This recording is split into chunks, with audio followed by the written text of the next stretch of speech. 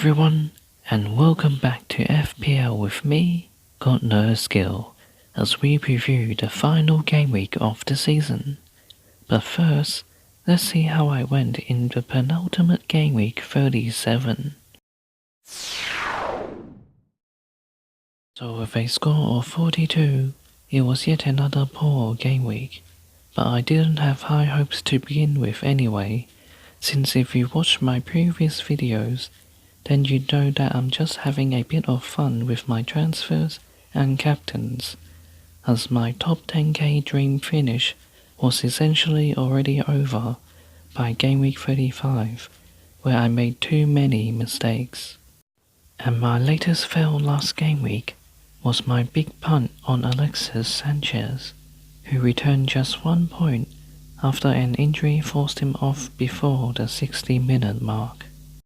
But in a way, I have been quite unlucky in the past few game weeks, since Sanchez is now the third player that I've transferred in to get injured almost straight away. And of course, leaving 14-point Ake on my bench pretty much sums up my season as well. But all this has meant that my overall rank has dropped outside the top 50k for the first time since game week 29. So for the final game week of the season, I'm probably going to make a less risky move, in the hope that I could at least finish inside the top 50k.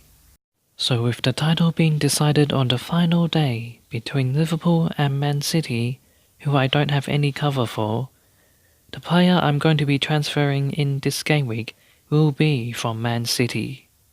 But to continue with my recent theme of making punts, the player I'm transferring in will actually be David Silva.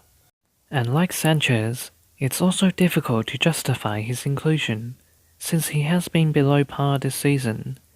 But having seen the heroics of another 33-year-old rescue City last game week, maybe it's time for Man City's more experienced players to step up and bring home the title. But actually, I'm going to have to change my transfer, since there's been recent news that De Bruyne has been back in training for the last couple of days, which means that he could threaten the minutes of City's more creative players, including David Silva. Therefore, I'm going to have to go for Sterling, who is the more sensible option anyway, since he scored one of the 2 goals against Brighton earlier in the season, with Aguero grabbing the other. But in order to finance the move, I'm going to have to take a -4 hit, with Fraser likely to be my second transfer. Fraser has had a great season overall, and his recent form has been very strong as well, so there could be another big score for him as he goes to Crystal Palace this game week, who are looking to start Julian Speroni for his farewell game for them. So now, on to our captain pick for the last time this season, and the most popular ones are likely to be Aguero and Sterling, as Man City should be intent on winning the Brighton game by a comfortable margin to avoid running the risk of having a random penalty ruining their day. But with my season more or less similar to most of the mid-table teams, that is having not much to play for, I'm going to take another small punt with my captain, as I'll go for Alexander-Arnold. Although to be fair, it's not really much of a punt, since Alexander-Arnold's form has been incredible, with 3 consecutive double-digit returns. Most of this has come from his flurry of assists, which add towards his fair chance of getting a clean sheet as well, since if he can get a clean sheet against Barcelona, then there's a good chance he could do so against Wolves as well.